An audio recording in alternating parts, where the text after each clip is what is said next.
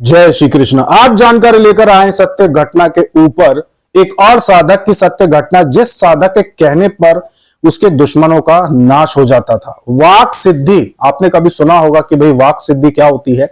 वाक सिद्धि जैसी भी कोई शक्ति होती है जिसमें व्यक्ति जो कह देता है वो चीज सत्य हो जाती है। देखिए, वाक सिद्धि करने के लिए व्यक्ति को दो रास्ते होते हैं। पहला तो कि या तो उसके पुण्य इतने ज्यादा हो, उसने इतने ज्यादा धर्म कर्म के काम किए, पुण्य के काम किए हो, इतना पुण्य अर्जित किया हो कि वो जो भी कह दे इस सृष्टि को उसके कुछ पुण्य खर्च करके, उसको कुछ पुण्य कम करके वो चीज करनी पड़े। जैसे कोई व्यक्ति कह दे कि इसका तो सत्यानाश होना चाहिए, तो आपके कुछ पुण्य कम होंगे और सामने वाले व्यक्ति का नाश हो जाएगा। आप कहेंगे कि जा तेरी संतान हो जाएगी, और आपके कुछ पुण्य कम होंगे और सामने वाले का भाग्य बदल जाएगा, संतान प्राप्ति हो जाएगी। तो ये होती है वाक सिद्धि की, जब आप कोई बात कह दो तो वो सत्य हो जाए। आपने किसी के लिए कहा कि जा तेरा भविष्य जो है वो उज्जवल हो जाएगा, जा तेरा काम बन जाएगा, तो उसका वो काम बन जाए। तो ये जो सिद्धि होती है ये वाक सिद्धि कहलाती है। और वाक सिद्धि जो होती है दो प्रकार की होती है, एक पुण्यों के द्वारा, दूसरी सिद्धि के द्वारा।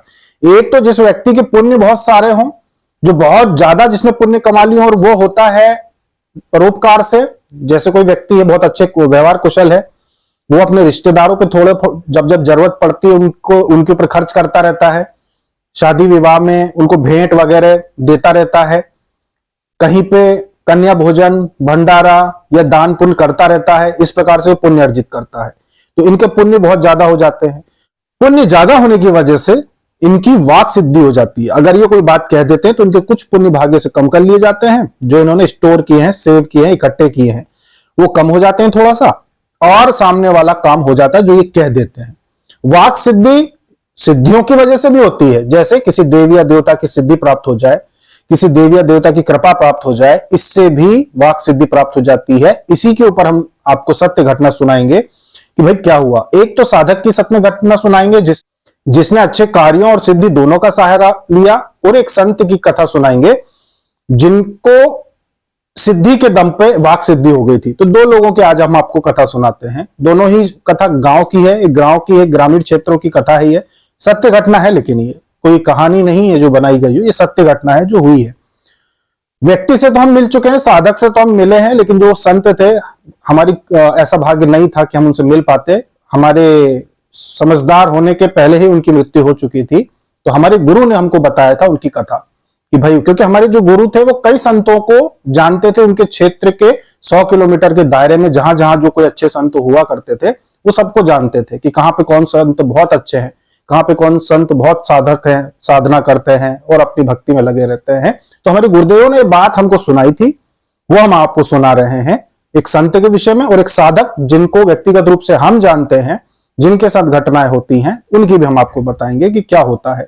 देखिए, सत्य घटना ऐसे हुई। साधक की पहले बताते हैं कि जो साधक थे खेती का काम करते थे। एक साधक खेती का काम करते, खेती का काम करने के दौरान उनको एक बात समझ में आई कि मैं जो भी काम करता हूं, ज्यादा मुझे पूजा पाठ का समय नहीं मिल पाता है, मैं इतना गरीब हूं, दूसरे का खेत लेता हूं, उसको किराए पर लेता हूं और साल भर उस पर काम करता हूं, और जो भी हो मेरे बाल बच्चों का पोषण करता हूं। मेरे शादी हो गई है, भाग्य से भगवान ने तो बच्चे भी दिए हैं, तो मुझे इनकी सेवा करना है। तो वो साधक क्या करते थे कि जीव जंतु, खेत में रहते थे वो, जीव जंतु जो भी उनकी शरण में आ जाए उनको वो दाना पानी भोजन वगैरह डालते रहते थे। जैसे कि कहीं से भी आवारा कुत्ते वगैरह उनके खेत में अगर कहीं से आ जाए तो उनके लिए रोटी डाल देते थे। जैसे खाने में रोटी बच गई तो उनके लिए वो रोटी डाल देते थे कि भाई यहाँ पे आएगा कुत्ता, आता है रोज, चलो वो खा लेगा, उनके लिए डाल दिया।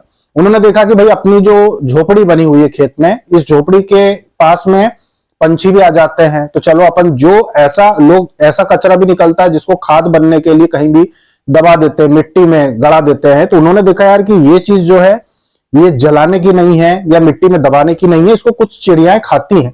ये जो दाना जो कचरे में है इसको कुछ चिड़ियाएं खाती हैं, तो उसको फेंकते नहीं, उसको लाके चिड़ियाओं के लिए वहां पे रख देते कि चलो यहाँ पे अभी मैं डाल देता हूँ थोड़ा सा, फिर चिड़िया जब खत्म कर देगी तो और जो मैंने बचा के रखा है वो दाना डाल दूंगा, तो चिड़िया इसको खाती रहेंगी। तो इस प्रकार से जीव जंतु की सेवा करते।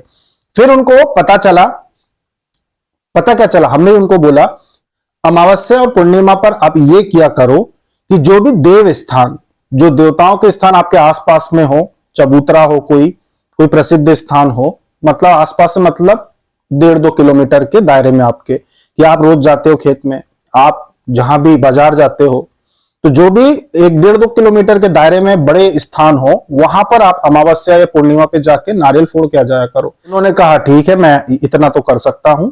तो उन्होंने ये किया कि अमावस्या के दिन वो बाजार गए, वहां पे उन्होंने देखा कि नारियल थोक के भाव में बहुत सस्ते सस्ते मिल रहे थे।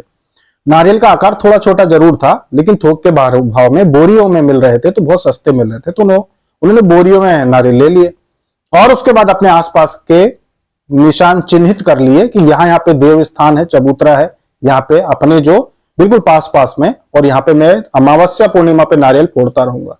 तो उन्होंने ये चीज शुरू कर दी, खेत में भी नारियल फोड़ना शुरू कर दिया कि स्थान खुद ने चुन लिया कि भाई मुझे यहाँ पर देव स्थान बताया गया कि पहले कभी यहाँ पे देव स्थान होता था, आज तो कुछ नहीं, यहाँ पे खेत है पूरा, पर मुझे बताया गया कि पहले कभी यहाँ देव स्थान था, तो चलो मैं यहाँ पे भी एक नारियल देवता के नाम का फोड़ दिया करूंगा। तो वो आसपास के देव स्थान पे नारियल फोड़ने लगा। जैसे हम आपको कहते हैं ना कि अपने जो भी सबसे समीप आपके मंदिर हो, वहां पर आप अच्छे दिन, अमावस्या हो, पूर्णिमा हो, एकादशी हो, वहां पर आप नारियल फोड़ के आ जाया करो, क्योंकि देवी देवताओं का सभी का वास मंदिरों में होता ही है। तो आप करके आया करो। और जिन लोगों को कोई बड़ी कामना है, उन लोगों को तो मंदिर रोज जाना चाहिए, उस पर भी अलग से वीडियो बनाएंगे। तो वो इस प्रकार से कार्य उसने शुरू कर दिए, आसपास के मंदिरों में प्रसाद चढ़ाना, जीव जंतुओं की सेवा करना। धीरे धीरे उसको अप्रत्यक्ष रूप से सिद्धियां प्राप्त होना शुरू हो गई। जिन देवताओं के स्थान पे जाता था वो नारियल फोड़ने के लिए, वो देवताओं के अंश उसके साथ आ गए। देवताओं के अंश जब साथ आ गए, तो क्योंकि भोग तो ये दे ही रहा था, उनको नारियल चढ़ाता था, जीव जंतुओं की भी सेवा करता था, तो पुण्य तो उसके बढ़ ही रहे थे। ये किसी जीव जंतु की मृत्यु ना हो, खेत में इसका भी ध्यान रखता था कि गलती से किसी की मृत्यु ना हो, तो ये सावधानी के साथ जीवन जी रहा था। तो जितने देवी देवताओं को ये भोग चढ़ा के आता था, नारियल फोड़ कर आता था, उन सभी के अंश इसके पास आ गए। इसके बाद इसके साथ ये होने लगा कि जब भी ये किसी के विषय में कुछ कहता, जैसे अगर कोई तकलीफ में है और इसने कह दिया कि भाई कल तक आराम लग जाएगा, तेरे बच्चे को तकलीफ है, तो कल तक आराम लग जाएगा, तो इसको ये भाव आने लगे मन में। मतलब मन में ऐसे विचार आते थे, जैसे कोई बोलता है यार मेरे बच्चा तो बहुत बीमार है, इसके मन में भाव आते हुए बोल देता कि कल इतने बजे तक वो ठीक हो जाएगा, जाओ। और वही होने लगा। अगले दिन देखता सामने वाला तो बच्चा ठीक, वो आके इनको बताता कि यार तुमने कैसे कह दिया कि कल तक ठीक हो जाएगा, देखो वो बिल्कुल ठीक हो गया, वो तो रोटी नहीं खा रहा था, परेशान हो गए थे, उसको तो हम मुश्किल से थोड़ा थोड़ा इतनी इतनी सी रोटी खा रहा था, दलिया बना के दे रहे थे, तुमने कैसे बोल दिया कि ठीक हो जाएगा, और ठीक हो गया। बोले पता नहीं यार, मुझे बस लगा कि ये ठीक हो जाएगा इतने बजे तक, तो मैंने कह दिया। ये घटना उसके साथ होने लगी। वो जिसको भी जो भी कहने लगा, बस बातों बातों में कोई भी व्यक्ति से उसकी बात होती, उसके मन में भाव आते और वो कह देता कि ऐसा ऐसा ऐसा होगा, तो वही होता। वो लोगों को सावधान भी कर देता कि भाई ऐसा ऐसा मत करना वरना ऐसा होगा, बारिश होगी ऐसा मत करना। अब सामने वाला वैसा ना करे कि यार उसने टोका है अपने को, तो चलो नहीं करते हैं, अरे आज नहीं तो कल से ही, आज कोई काम कर रहे हैं अपन, उसने बोला बारिश होगी तुम्हारा सब खराब हो जाएगा मत करना, तो आज नहीं कल कर लेंगे।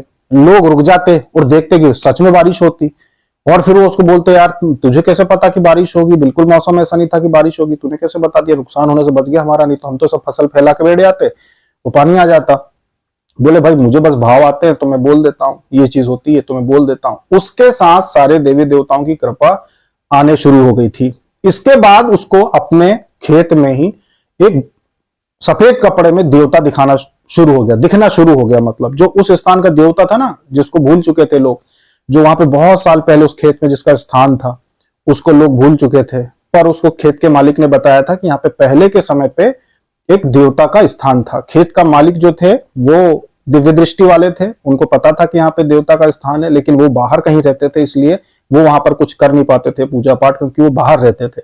और जब कोई व्यक्ति बाहर रहता है तो अपने खेत में वो स्थान इसलिए नहीं बनाता कि अगर वो स्थान बना देगा, फिर कोई मान लो वहां पे जाके कुछ गंदी चीज फेंक के चला जाए, या मंदिर बनाया उसने कोई तोड़ के चला जाए, मूर्ति रख दे और कोई मूर्ति को जागृत करके ले जाए, मतलब गलत भावनाओं से तंत्र प्रयोगों के लिए लेके जाए। इसीलिए जो लोग बाहर रहते हैं, जिसको विदेश में रहता है कोई व्यक्ति, तो वो अपने खेत में अगर जमीन है उसकी भारत में, तो वहां वो मंदिर नहीं, उसको बनाने का कोई मतलब नहीं है, वो वहां नहीं बनाएगा, वो जरूरत ही नहीं है, क्योंकि गलत होगा। इसके बजाय वो कोई सार्वजनिक स्थान पे मंदिर बनाने में सहयोग कर दे, वो ज्यादा अच्छा है।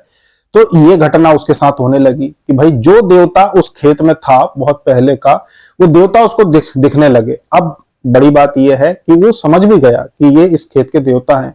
कोई भी व्यक्ति होता तो भाई तो ये कोशिश करता कि चलो मैं इनसे बात करके देखता हूं, पर वो ऐसा नहीं करता था। उसको ये मन में से ये भावना आ गई, क्योंकि भाव तो पहले से आती थे, मन में से भावना आ गई थी कि देवता है यहीं के। तो उसको दिखते भी थे ना, तो अपना काम करता रहता था, देखता रहता था दूर से, पर उनको छेड़ता नहीं था कि मैं इनको आवाज लगाऊं या कुछ कहूं।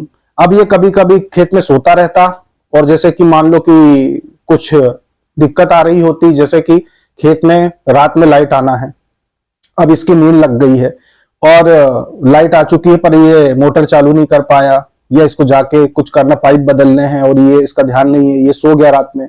तो जो देवता था वो आवाज भी लगाता था कि कब तक सोएगा, उठ जा। और ये इसको बिल्कुल आवाज सुनाई देती थी, उठ के बैठ जाता था कि भाई मुझे किसी ने आवाज लगाई, कब तक सोएगा, उठ जा। क्योंकि खेत में तो बहुत तीव्र आवाज सुनाई देती है, थोड़ी सी भी आवाज है ना बहुत तेजी से सुनाई देती है। क्योंकि हम भी खेतों में रहे हैं, काफी समय रहे हैं, जैसा आपको पता है कि हम खेतों में रहे हैं, हमने खेतों में बहुत सारी चीजें की हैं खेतों में।